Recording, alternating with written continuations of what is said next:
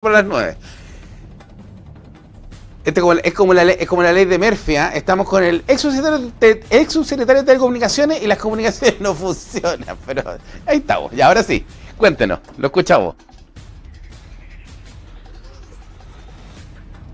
No le escuchamos.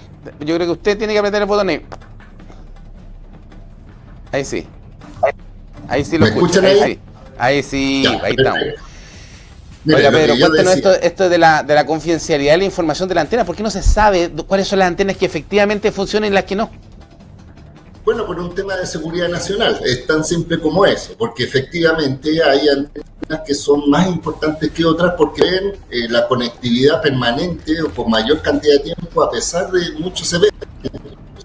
Es decir, aquí se aplica la regla de que haya un terremoto, que haya un apagón o que haya una afectación incluso de la naturaleza o hechos del hombre, como, no sé, alguna explosivo, cualquier cosa. Hay ciertas antenas que consideradas críticas, indicables y que permiten tener una mantención de las comunicaciones, pero como te digo, no es en todo Chile, sino que se selecciona específicamente por un tema de costos, porque es distinto tener una red de telecomunicaciones dependiente del sistema a tener antenas que tienen que tener sistema, ya sea de combustible o sistema solar o sistema de redundancia, hay antenas con calidad eléctrica, pero lo que yo te quería mencionar es que frente al hecho de un impacto como esto, lo natural de las personas es tratar de comunicarse con sus seres queridos. Entonces cuando se produce, por ejemplo, corte de luz, caen antenas, se mantienen algunas, la gente busca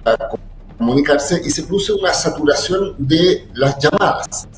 Porque en general lo que busca primero es hablar por teléfono y hablar por teléfono es lo más ineficiente desde el punto de vista de telecomunicaciones porque la mensajería o el net, los datos son mucho más posibles de transmitir que un audio de voz, es decir, el audio de voz consume mucho ancho de red y esto es como ir a un estadio cuando hay pocas antenas y tú en un estadio lleno de gente, es como en el Año Nuevo, tratan todos de comunicarse simultáneamente, el sistema va a caer o se produce intermitencia. Entonces siempre se dice, y es una recomendación, que cuando hay corte de electricidad, temblores, sismos, cualquier de esta envergadura, y hay señal, preferir los datos, es decir, mandar WhatsApp, mandar mensajería, mandar en este caso algunos tipos de datos, porque es mucho más eficiente, permite más personas conectadas. Pero como yo te comentaba, si de tiempo esta antena respaldo de 4 horas no se les vuelve a colocar combustible, o en este caso no hay electricidad, se caen señales y se mantienen estas otras antenas que tienen una autonomía de 12 horas. Así está pensado el sistema, por un tema de inversión, porque al final todas estas antenas son privadas y por tanto están reguladas desde el punto de vista de la continuidad de servicio. Pedro, no.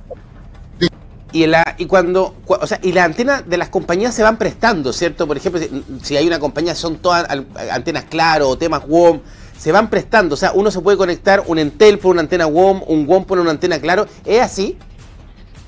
En principio no. Es decir, cada empresa tiene sus propios clientes y se conectan sus propios, en este caso, operadores con sus clientes. Sin embargo, efectivamente salió una normativa que se llama el roaming nacional. ¿Qué significa el roaming nacional? Tal como tú dices, cuando hay una antena de una compañía independiente, cualquiera se puede conectar a esa señal. Eso era lo que decía el presidente anoche cuando decía, vamos a activar el roaming de emergencia, ¿no? Sí, el roaming nacional se activa por dos cosas. En zonas extremas o en zonas rurales siempre es permanente, es decir, siempre va a estar activo el roaming en zonas rurales, en zonas donde hay una sola antena, por ley se obliga a que den cobertura a otras compañías. Pero en caso de emergencia, en ciudades urbanas, por ejemplo, donde no hay necesidad de tener el roaming activado, se activa por una orden de la autoridad. Y eso hace que aquellas antenas que efectivamente tienen caída y los clientes no pueden tomar contacto con esa, se agarran de la otra.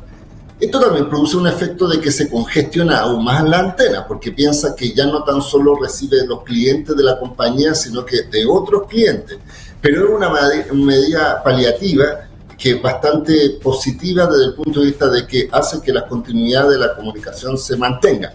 Pero hay que tener ojo, los teléfonos tú tienes que activar el roaming para que eso funcione. Es decir, por defecto, muchos teléfonos están desactivados el roaming, porque este es el roaming que es el roaming, por ejemplo, internacional. Es decir, si tú vas a otro país, mucha gente lo tiene desactivado para evitar pagar cargos extras. Si se conecta a una antena, por ejemplo, si tú viajas, no sé, a Perú o a Colombia, obviamente si tiene el roaming activado, se conecta con la red móvil de Colombia y te salen cargos muy altos. Entonces, viene desactivado.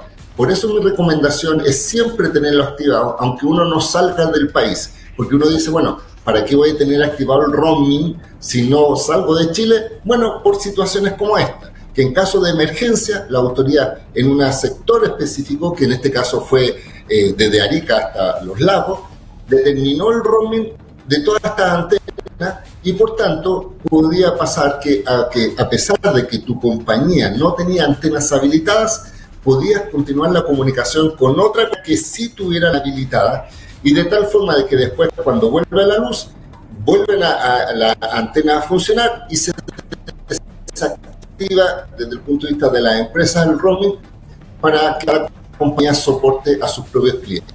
Me queda sumamente claro, Pedro. Es increíble cómo esto de las comunicaciones funciona y nos quedamos un poco más claros de por qué efectivamente falla, se desconectaron. Primero, esta masividad, cuando uno dice, pucha, se cortó la luz y empieza a llamar por teléfono, ¿dónde está el hijo? ¿Dónde está la mamá? ¿Dónde está el papá? Etcétera. Y ahí se produce este colapso. Y la manera más fácil de comunicarse entonces y la más efectiva siempre es a través de los datos, a través del WhatsApp, a través de lo que es la mensajería de texto, lo que te permite estar conectado y estar mejor comunicado. Pedro Huichalaf, ex subsecretario de Telecomunicaciones, muchas gracias por este contacto matinal, nos dejaste claro y poder entender justamente las comunicaciones. Vamos a estar en línea en próximas transmisiones. Muchas gracias, Pedro.